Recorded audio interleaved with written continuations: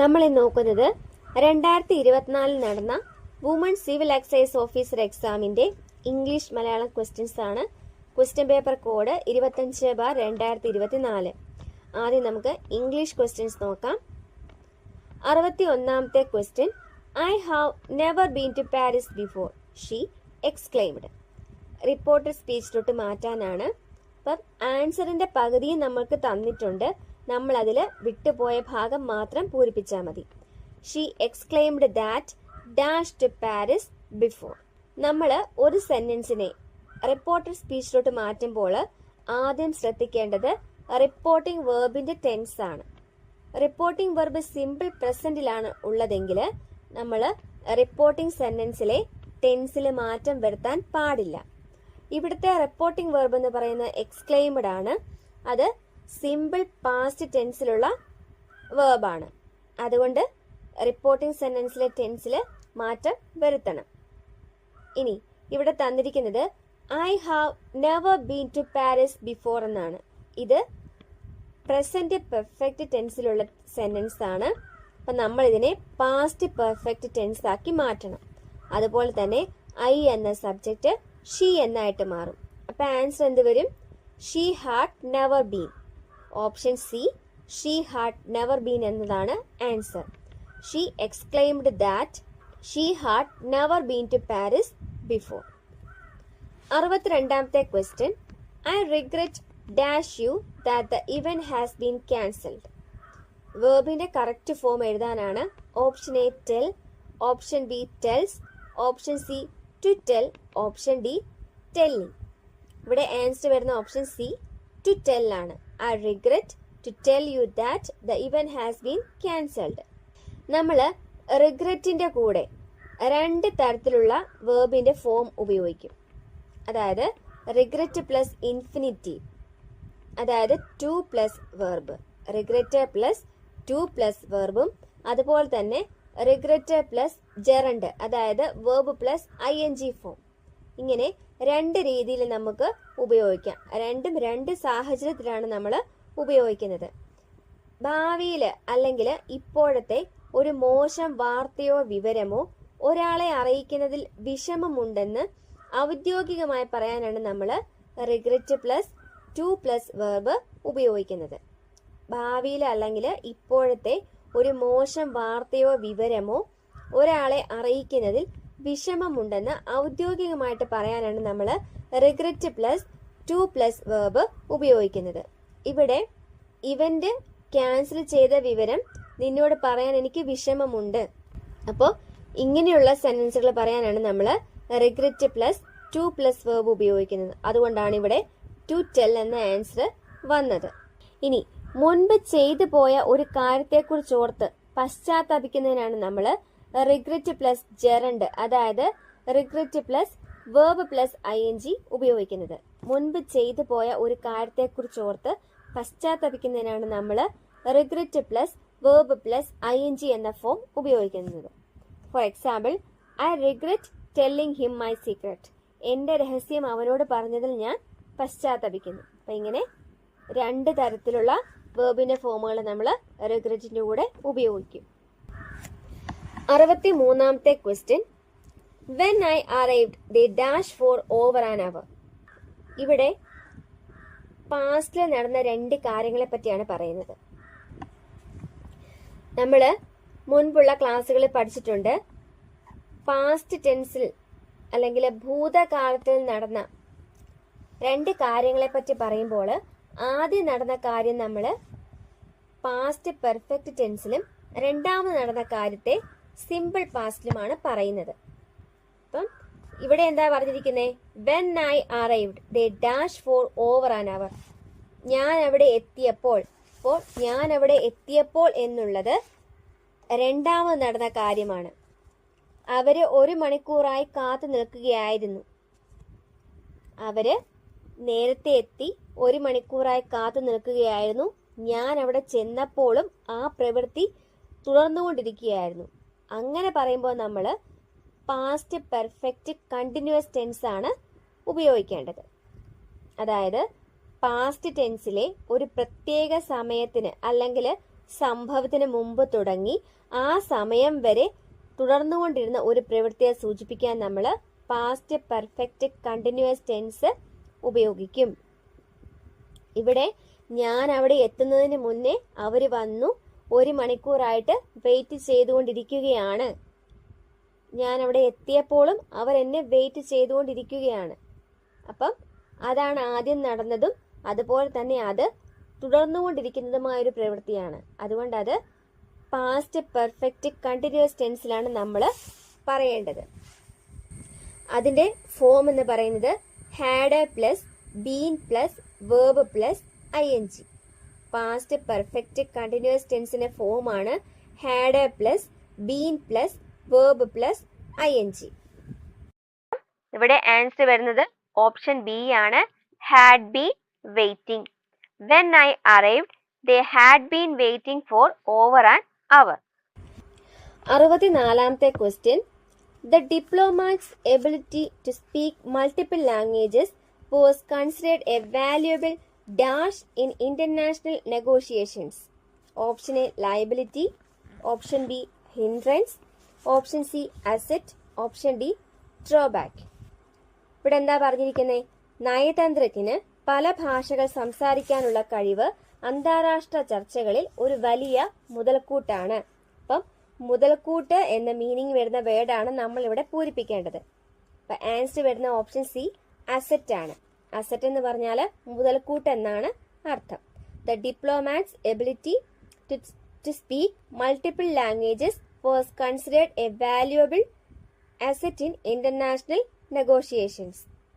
ഇനി ലയബിലിറ്റി എന്ന് പറഞ്ഞാൽ ബാധ്യത അല്ലെങ്കിൽ ഉത്തരവാദിത്തം എന്നാണ് അർത്ഥം. ലയബിലിറ്റി ബാധ്യത അല്ലെങ്കിൽ ഉത്തരവാദിത്തം.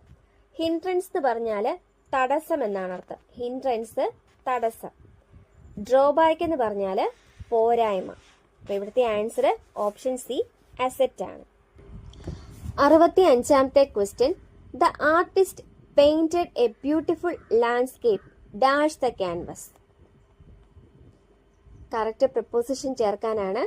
Option A over, option B on to, option C in, option D across. ഇവിടെ ആൻസർ വരുന്ന ഓപ്ഷൻ ബി ഓൺ ടു ആണ്. The artist painted a beautiful landscape on to the canvas. ഒരു പ്രതലത്തിലേക്ക് അല്ലെങ്കിൽ ഒരു സർഫസിലേക്ക് എന്തെങ്കിലും പതിപ്പിക്കുകയോ വരയ്ക്കുകയോ ചെയ്യുമ്പോഴാണ് നമ്മൾ ഓൺ ടു എന്ന പ്രപ്പോസിഷൻ ചേർക്കുന്നത്. ഒരു പ്രതലത്തിലേക്ക് എന്തെങ്കിലും പതിപ്പിക്കുകയോ വരയ്ക്കുകയോ ചെയ്യുമ്പോഴാണ് നമ്മൾ ഓൺ ടു എന്ന പ്രപ്പോസിഷൻ ചേർക്കുന്നത്. ഇവിടെ ചിത്രകാരൻ ക്യാൻവാസിന്റെ ഉപരിതലത്തിൽ ചിത്രം വരച്ചു. അപ്പം ഇവിടുത്തെ കറക്റ്റ് ആൻസർ വരുന്ന ഓപ്ഷൻ ബി ഓൺ ടു ആണ്. ഇനി ഒരു വസ്തുവിന് മുകളിലൂടെ അല്ലെങ്കിൽ അതിനെ മുഴുവനായി മൂടുന്നതിനെ സൂചിപ്പിക്കാനാണ് നമ്മൾ ഓവർ ഉപയോഗിക്കുന്നത്. ഒരു വസ്തുവിന് മുകളിലൂടെ അല്ലെങ്കിൽ അതിനെ മുഴുവനായി മൂടുന്നതിനാണ് നമ്മൾ ഓവർ ഉപയോഗിക്കുന്നത്. For example blanket over the body. ഇനി ഒരു വസ്തുവിന്റെ ഉള്ളിൽ അല്ലെങ്കിൽ അകത്ത് എന്ന അർത്ഥത്തിലാണ് നമ്മൾ ഇൻ ഉപയോഗിക്കുന്നത്. ഒരു വസ്തുവിന്റെ ഉള്ളിൽ അല്ലെങ്കിൽ അകത്ത് എന്ന അർത്ഥത്തിലാണ് നമ്മൾ ഇൻ ഉപയോഗിക്കുന്നത്. For example in the room. ഇനി ഒരറ്റത്ത് നിന്ന് മറ്റേ അറ്റത്തേക്ക് എന്ന് സൂചിപ്പിക്കാനാണ് നമ്മൾ എക്രോസ് ഉപയോഗിക്കുന്നത്. ഒരറ്റത്ത് നിന്ന് മറ്റേ അറ്റത്തേക്ക് എന്ന് സൂചിപ്പിക്കാനാണ് നമ്മൾ എക്രോസ് ഉപയോഗിക്കുന്നത്. For example across the river. 66ാമത്തെ question. The negotiations between the two countries finally dash after weeks of discussions and the war began. Correct phrasal verb എഴുതാനാണ് പറഞ്ഞിരിക്കുന്നത്. Option A broke up, option B broke out, option C broke down, option D broke through. ഇവിടെ answer വരുന്ന option C broke down ആണ്. The negotiations between the two countries finally broke down after weeks of discussions and the war began. Breakdown എന്ന് പറഞ്ഞാൽ ചർച്ചകള്, ബന്ധങ്ങള് അല്ലെങ്കിൽ കരാറുകൾ പരാജയപ്പെടുക അല്ലെങ്കിൽ തകരുക എന്നാണ് അർത്ഥം. ബ്രേക്ക് ഡൗൺ എന്ന് പറഞ്ഞാൽ ചർച്ചകൾ, ബന്ധങ്ങൾ അല്ലെങ്കിൽ കരാറുകൾ പരാജയപ്പെടുക അല്ലെങ്കിൽ തകരുക. ഇവിടെ എന്താ പറഞ്ഞിരിക്കുന്നത്? രണ്ട് രാജ്യങ്ങൾ തമ്മിലുള്ള ചർച്ചകൾ പരാജയപ്പെടുകയും തുടർന്ന് യുദ്ധം ആരംഭിക്കുകയും ചെയ്തു. അപ്പം ഇവിടെ കറക്റ്റ് ആൻസർ വരുന്ന ഓപ്ഷൻ സി ബ്രോക്ക് ഡൗൺ ആണ്. ഇനി ബ്രോക്കപ്പ് എന്ന് പറഞ്ഞാൽ ബന്ധം അവസാനിപ്പിക്കുക. ബ്രോക്കപ്പ് അല്ലെങ്കിൽ ബ്രേക്കപ്പ് എന്ന് പറഞ്ഞാൽ ബന്ധം അവസാനിപ്പിക്കുക. ബ്രോക്ക് ഔട്ട് എന്ന് പറഞ്ഞാൽ പെട്ടെന്ന് പടർന്നു പിടിക്കുക. ബ്രോക്ക് ഔട്ട് അല്ലെങ്കിൽ ബ്രേക്ക് ഔട്ട് എന്ന് പറഞ്ഞാൽ പെട്ടെന്ന് പടർന്നു പിടിക്കുക. അതായത് യുദ്ധം, തീപിടുത്തം, രോഗം ഇവയൊക്കെ പെട്ടെന്ന് പടർന്നു പിടിക്കാൻ നമ്മൾ പറയും. അതിനുപയോഗിക്കുന്ന ഫ്രേസൽ വെർബാണ് ബ്രോക്ക് ഔട്ട്. ബ്രോക്ക് ത്രൂ എന്ന് പറഞ്ഞാൽ തടസ്സങ്ങൾ തരണം ചെയ്ത് മുന്നേറുക. ബ്രോക്ക് ത്രൂ എന്ന് പറഞ്ഞാൽ തടസ്സങ്ങൾ തരണം ചെയ്ത് മുന്നേറുക. 67ാമത്തെ question. The detective's ability to notice the dash details led to the solving of the complex mystery. Option A, inconspicuous. Option B, salient. Option C, ostensible. Option D, conspicuous. ഇവിടെ കറക്റ്റ് ആൻസർ വരുന്ന option B സലയന്റ് ആണ്. The detective's ability to notice the salient details led to the solving of the complex mystery. അതായത് സങ്കീർണമായ ആ കേസിന്റെ ചുരുളഴിക്കാൻ ഡിറ്റക്റ്റീവിനെ സഹായിച്ചത് ഏറ്റവും ശ്രദ്ധേയമായ വിശദാംശങ്ങൾ ശ്രദ്ധിക്കാനുള്ള അദ്ദേഹത്തിന്റെ കഴിവാണ്. അപ്പം സലയന്റ് എന്ന് പറഞ്ഞാൽ പ്രധാനപ്പെട്ട അല്ലെങ്കിൽ ഏറ്റവും ശ്രദ്ധേയമായ എന്നാണ് അർത്ഥം. ഒരു വിഷയത്തിലെ ഏറ്റവും പ്രസക്തവും പ്രധാനപ്പെട്ടതുമായ കാര്യങ്ങളെ സൂചിപ്പിക്കാനാണ് നമ്മൾ സലയന്റ് എന്ന വാക്ക് ഉപയോഗിക്കുന്നത്. ഇനി ഇൻകോൺസ്പീക്വസ് എന്ന് പറഞ്ഞാൽ എളുപ്പത്തിൽ ശ്രദ്ധയിൽപ്പെടാത്ത അല്ലെങ്കിൽ വ്യക്തമല്ലാത്ത എന്നാണ് അർത്ഥം. Not clearly visible or noticeable. Inconspicuous എന്ന് പറഞ്ഞാൽ എളുപ്പത്തിൽ ശ്രദ്ധയിൽപ്പെടാത്ത അല്ലെങ്കിൽ വ്യക്തമല്ലാത്ത എന്നാണ് അർത്ഥം. ഇതിന്റെ ആന്റോണിമാണ് ഓപ്ഷൻ ഡിയിൽ തന്നിരിക്കുന്നത് കോൺസ്പീക്വസ്. കോൺസ്പീക്വസ് എന്ന് പറഞ്ഞാൽ എളുപ്പത്തിൽ കാണാൻ കഴിയുന്ന അല്ലെങ്കിൽ വ്യക്തമായ, എളുപ്പത്തിൽ കാണാൻ കഴിയുന്ന അല്ലെങ്കിൽ വ്യക്തമായ എന്നാണ് കോൺസ്പീക്വസ് എന്ന വേർഡിന്റെ അർത്ഥം. അതിന്റെ ആന്റോണിമാണ് ഇൻകോൺസ്പീക്വസ്. ഇനി ഓസ്റ്റെൻസിബിൾ എന്ന് പറഞ്ഞാൽ appearing to be true but not necessarily so. പുറമേ നോക്കുമ്പോൾ ശരിയായിട്ട് തോന്നും, എന്നാൽ യഥാർത്ഥത്തിൽ അങ്ങനെ അല്ല. അങ്ങനെയുള്ളതിനാണ് നമ്മൾ ഓസ്റ്റെൻസിബിൾ എന്ന് പറയുന്നത്. 68ാമത്തെ question. The bargains between the two companies reached a dash when they failed to agree on the terms of the partnership. Option A, turning point. Option B, dead end. Option C, green light. Option D, last straw. ഇവിടെ answer വരുന്ന option B ആണ്, dead end. The bargains between the two companies reached a dead end when they failed to agree on the terms of the partnership. Dead end എന്ന് പറഞ്ഞാൽ മുന്നോട്ട് പോകാൻ കഴിയാത്ത അവസ്ഥ അല്ലെങ്കിൽ വഴിമുട്ടിയ അവസ്ഥ. അതിനാണ് നമ്മൾ ഡെഡ് എൻഡ് എന്ന് പറയുന്നത്. ഇവിടെ എന്താ പറഞ്ഞിരിക്കുന്നത്? പാർട്ട്ണർഷിപ്പ് നിബന്ധനകളിൽ ധാരണയിലെത്താൻ സാധിക്കാതെ വന്നതോടെ രണ്ട് കമ്പനികൾ തമ്മിലുള്ള ചർച്ചകൾ ഒരു വഴിയുമില്ലാത്ത അവസ്ഥയിൽ എത്തിച്ചേർന്നു. മുന്നോട്ട് പോകാൻ പറ്റാത്തൊരവസ്ഥയിൽ എത്തിച്ചേർന്നു. അപ്പം ഇവിടെ കറക്റ്റായിട്ട് വരുന്ന വാക്ക് ഡെഡ് എൻഡ് ആണ്. ഇനി ടേണിംഗ് പോയിന്റ് എന്ന് പറഞ്ഞാൽ വഴിത്തിരിവെന്നാണ് അർത്ഥം. ഒരു നല്ല മാറ്റത്തിലേക്കോ വലിയ തീരുമാനത്തിലേക്കോ നയിക്കുന്ന ഘട്ടം, അതാണ് വഴിത്തിരിവ്. ടേണിംഗ് പോയിന്റ് എന്ന് പറഞ്ഞാൽ വഴിത്തിരിവ്. ഗ്രീൻ ലൈറ്റ് എന്ന് പറഞ്ഞാൽ അനുമതി അല്ലെങ്കിൽ അനുവാദം ലഭിക്കുക. ഗ്രീൻ ലൈറ്റ് അനുമതി അല്ലെങ്കിൽ അനുവാദം ലഭിക്കുക. ലാസ്റ്റ് സ്ട്രോ എന്ന് പറഞ്ഞാൽ സഹനശേഷിയുടെ അവസാന ഘട്ടം. ലാസ്റ്റ് സ്ട്രോ എന്ന് പറഞ്ഞാൽ സഹനശേഷിയുടെ അവസാന ഘട്ടം. 69ാമത്തെ question. She showed dash concern for the എൻവയോൺമെന്റൽ issues by actively participating in tree planting campaigns. Option A, conscientious. Option B, conscious. Option C, subconscious. Option D, unconscious. ഇതിന്റെ ആൻസർ വരുന്ന option A, conscientious ആണ്. എന്ന് പറഞ്ഞാൽ സൽബുദ്ധിയുള്ള അല്ലെങ്കിൽ ഉത്തരവാദിത്ത ബോധമുള്ള എന്നാണ് അർത്ഥം. പക്ഷെ PSC ഈ ക്വസ്റ്റ്യൻ ക്യാൻസൽ ചെയ്തിട്ടുണ്ട്. ഇതിന്റെ ആൻസർ ആയിട്ട് വരുന്നത് ഓപ്ഷൻ എ ആണ്. ഇനി കോൺഷ്യൻസ് എന്ന് പറഞ്ഞാൽ ബോധമുള്ള എന്നാണ് അർത്ഥം. കോൺഷ്യസ് ബോധമുള്ള. സബ് കോൺഷ്യസ് എന്ന് പറഞ്ഞാൽ ഉപബോധ മനസ്സ്, പൂർണ്ണമായി ബോധത്തിലല്ലാത്ത ചിന്തകൾ, അതാണ് സബ് കോൺഷ്യസ്. അൺകോൺഷ്യസ് എന്ന് പറഞ്ഞാൽ ബോധമില്ലാത്ത. 70ാമത്തെ question, despite facing numerous obstacles she displayed remarkable dash throughout the challenging project. Option A impatience, option B tenacity, option C apathy, option D inconsistency. ഇവിടെ ആൻസർ വരുന്ന ഓപ്ഷൻ ബി ടെനസിറ്റി ആണ്. Despite facing numerous obstacles she displayed remarkable tenacity throughout the challenging project. നിരവധി തടസ്സങ്ങൾ നേരിട്ടിട്ടും ആ വെല്ലുവിളി നിറഞ്ഞ പ്രോജക്റ്റിലുടനീളം അവൾ അസാധാരണമായ ദൃഢനിശ്ചയം പ്രകടിപ്പിച്ചു. ടെനസിറ്റി എന്ന് പറഞ്ഞാൽ ദൃഢനിശ്ചയം എന്നാണ് അർത്ഥം. ടെനസിറ്റി, ദൃഢനിശ്ചയം. ഇംപേഷ്യൻസ് എന്ന് പറഞ്ഞാൽ അക്ഷമ, ഇംപേഷ്യൻസ് അക്ഷമ. എപ്പതി എന്ന് പറഞ്ഞാൽ ഉദാസീനത, എപ്പതി ഉദാസീനത. Inconsistency, സ്ഥിരതയില്ലായ്മ, inconsistency സ്ഥിരതയില്ലായ്മ. നമ്മൾ ഇംഗ്ലീഷിലെ 10 ക്വസ്റ്റ്യൻസ് നോക്കിക്കഴിഞ്ഞു. ഇനി മലയാളം ക്വസ്റ്റ്യൻസ് നോക്കാം. 71ാമത്തെ question, strike while the iron is hot എന്ന ഇംഗ്ലീഷ് ചൊല്ലിന് യോജിച്ച പഴമൊഴി താഴെ കൊടുത്തവയിൽ ഏതാണ്? ആൻസർ വരുന്ന ഓപ്ഷൻ സി ആണ്, കാറ്റുള്ളപ്പോൾ തൂറ്റണം. 72ാമത്തെ ക്വസ്റ്റ്യൻ, പാണിപാദം എന്ന പദം ശരിയായി വിഗ്രഹിക്കുന്ന എങ്ങനെ? ആൻസർ വരുന്ന ഓപ്ഷൻ ബി ആണ്, പാണിയും പാദവും. പാണിപാദം, പാണിയും പാദവും. 73ാമത്തെ ക്വസ്റ്റ്യൻ, പൂജക ബഹുവചനത്തിന് ഉദാഹരണമല്ലാത്ത പദമേത്? ഓപ്ഷൻ എ സ്വാമികൾ, ഓപ്ഷൻ ബി വൈദ്യർ, ഓപ്ഷൻ സി ജ്യോത്സ്യർ, ഓപ്ഷൻ ഡി അധ്യാപകർ. ഇവിടെ ആൻസർ വരുന്ന ഓപ്ഷൻ ഡി ആണ്, അധ്യാപകർ. അത് അലിംഗ ബഹുവചനമാണ്.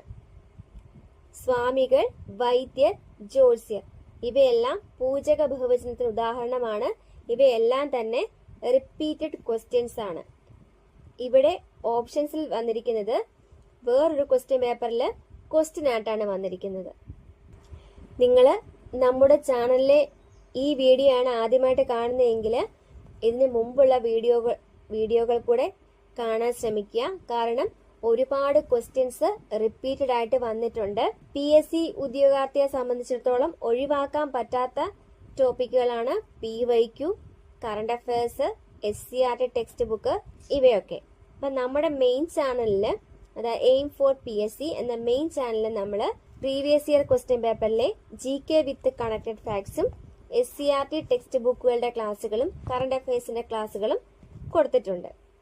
അപ്പം എല്ലാവരും ആ വീഡിയോകൾ കൂടെ കാണാൻ ശ്രമിക്കുക. അതുപോലെ തന്നെ നിങ്ങൾക്ക് ചെയ്യാൻ പറ്റുന്നത്രയും previous year question paper collect ചെയ്ത് പഠിക്കാൻ ശ്രമിക്കുക. ഇനി അത് എക്സാം പോലെ എഴുതാൻ പറ്റാത്തവർക്ക് PYQന്റെ ക്ലാസ്സുകൾ കണ്ടാലും മതി. കാരണം നമുക്കൊരു മിനിമം മാർക്ക് സ്കോർ ചെയ്യാൻ എന്തായാലും നമ്മുടെ യൂട്യൂബിലെ ക്ലാസ്സുകൾ കാണുന്നതിലൂടെ സാധിക്കുമെന്ന് ഉറപ്പ് പറയാൻ പറ്റും. ഇനി നമുക്ക് അടുത്ത ക്വസ്റ്റ്യൻ നോക്കാം. 74ാമത്തെ ക്വസ്റ്റ്യൻ, വണ്ട് എന്നർത്ഥം വരുന്ന പദങ്ങൾ ഏതൊക്കെ? 1 അളി, 2 ഭ്രമരം, 3 മധുപം, 4 ഭൃംഗം. ആൻസർ വരുന്ന ഓപ്ഷൻ ഡി ആണ്. മുകളിൽ പറഞ്ഞവയെല്ലാം വണ്ട് എന്നർത്ഥം വരുന്ന പദങ്ങളാണ്. അളി, ഭ്രമരം, മധുപം, ഭൃംഗം. അതായത് വണ്ടിന്റെ പര്യായ പദങ്ങളാണ് ഈ തന്നിരിക്കുന്നതെല്ലാം. അളി, ഭ്രമരം, മധുപം, ഭൃംഗം. 75ാമത്തെ ക്വസ്റ്റ്യൻ, താഴെ കൊടുത്തവയിൽ ശരിയായ പദമേത്? ഓപ്ഷൻ എ യാദൃശ്ചികം, ഓപ്ഷൻ ബി അതിഥി, ഓപ്ഷൻ സി അനുഗ്രഹീതൻ, ഓപ്ഷൻ ഡി അഞ്ജലി. ഇതിൽ കറക്റ്റായിട്ട് വരുന്നത് ഓപ്ഷൻ സി അനുഗ്രഹീതനാണ്. ബാക്കിയുള്ള വാക്കുകളൊക്കെ തെറ്റാണ്. ഓപ്ഷൻ എ യാദൃശ്ചികം, അവിടെ ചായും ഇച്ഛായുമാണ് വരേണ്ടത്. യാദൃച്ഛികം എന്നാണ് ശരിയായ വാക്ക്. അതുപോലെ ഓപ്ഷൻ ബി അതിഥി, ദായല്ല തായാണ് വരേണ്ടത്, അതിഥി എന്നാണ്. അതുപോലെ ഓപ്ഷൻ ഡി അഞ്ജലി, ഞ ആദ്യവും ജ രണ്ടാമതുമാണ് വരേണ്ടത്. അഞ്ജലി എന്നാണ് കറക്റ്റ് വാക്ക്. ഇവയെല്ലാം തന്നെ റിപ്പീറ്റഡ് ആയിട്ട് ചോദിക്കുന്ന ക്വസ്റ്റ്യൻസ് ആണ്. എല്ലാം ശരിയായ പദം എന്ന് തന്നെയാണ് ചോദിച്ചിരിക്കുന്നത്. 76ാമത്തെ ക്വസ്റ്റ്യൻ, പിരിച്ചെഴുതുക വിണ്ടലം. ആൻസർ വരുന്ന ഓപ്ഷൻ സി വിൺ അധികം തലം. ഇതും പല ക്വസ്റ്റ്യൻ പേപ്പറുകളിലും റിപ്പീറ്റഡ് ആയിട്ട് വന്ന ക്വസ്റ്റ്യൻ ആണ്. വിൺതലം പിരിച്ചെഴുതുക. ഓപ്ഷൻ സി വിൺ അധികം തലമാണ് കറക്റ്റ് ആൻസർ. 77ാമത്തെ ക്വസ്റ്റ്യൻ ചേർത്തെഴുതുക. കൽ അധികം മതിൽ. ഇതിന്റെ ആൻസർ വരുന്നത് ഓപ്ഷൻ ബി ആണ്, കന്മതിൽ. കൽ അധികം മതിൽ ചേർത്തെഴുതിയാല് കന്മതിൽ. 78ാമത്തെ ക്വസ്റ്റ്യൻ ഏട്ടിലെ പശു എന്ന ശൈലിയുടെ അർത്ഥമെന്ത്? ഏട്ടിലെ പശു എന്ന ശൈലിയുടെ അർത്ഥം. ആൻസർ വരുന്ന ഓപ്ഷൻ എ ആണ്, പ്രയോജനമില്ലാത്ത വസ്തു. ഏട്ടിലെ പശു എന്ന് പറഞ്ഞാല് പ്രയോജനമില്ലാത്ത വസ്തു എന്നാണ് അർത്ഥം. 79ാമത്തെ ക്വസ്റ്റ്യൻ വിപരീത പദം എഴുതുക. ഉന്മീലനം. അതിന്റെ ആൻസർ വരുന്ന ഓപ്ഷൻ ബി ആണ്, നിമീലനം. ഉന്മീലനം എന്ന പദത്തിന്റെ വിപരീത പദമാണ് നിമീലനം. 80ാമത്തെ ക്വസ്റ്റ്യൻ ഒറ്റപ്പദം എഴുതുക. അറിയാൻ ആഗ്രഹിക്കുന്നയാൾ. ഓപ്ഷൻ എ ജിജ്ഞാസു, ഓപ്ഷൻ ബി ജിഗീഷു, ഓപ്ഷൻ സി ജിഷ്ണു, ഓപ്ഷൻ ഡി ജ്ഞാനി. അറിയാൻ ആഗ്രഹിക്കുന്നയാൾ എന്നതിന്റെ ഒറ്റപ്പദമാണ് ഓപ്ഷൻ എ ജിജ്ഞാസു. അറിയാൻ ആഗ്രഹിക്കുന്നയാൾ ജിജ്ഞാസു. ഇനി ജിഗീഷു എന്ന് പറഞ്ഞാല് ജയിക്കാൻ ആഗ്രഹിക്കുന്നയാൾ. ജയിക്കാൻ ആഗ്രഹിക്കുന്നയാൾ എന്നതിന്റെ ഒറ്റപ്പദമാണ് ജിഗീഷു. ജിഷ്ണു എന്ന് പറഞ്ഞാല് വിജയിക്കുന്നവൻ. ജിഷ്ണു വിജയിക്കുന്നവൻ. ജ്ഞാനി അറിവുള്ളവൻ. ജ്ഞാനി അറിവുള്ളവൻ. അപ്പോ ജിജ്ഞാസു എന്ന് പറഞ്ഞാല് അറിയാൻ ആഗ്രഹിക്കുന്നയാൾ, ജിഗീഷു എന്ന് പറഞ്ഞാല് ജയിക്കാൻ ആഗ്രഹിക്കുന്നയാൾ, ജിഷ്ണു എന്ന് പറഞ്ഞാല് വിജയിക്കുന്നവൻ, ജ്ഞാനി എന്ന് പറഞ്ഞാല് അറിവുള്ളവൻ. നമ്മൾ ഇന്ന് നോക്കിയത് 25/2024 ക്വസ്റ്റ്യൻ പേപ്പറിലെ ഇംഗ്ലീഷ് മലയാളം ക്വസ്റ്റ്യൻസ് ആണ്. പുതിയൊരു ക്ലാസ്സിൽ വീണ്ടും കാണാം. Thank you. Happy learning.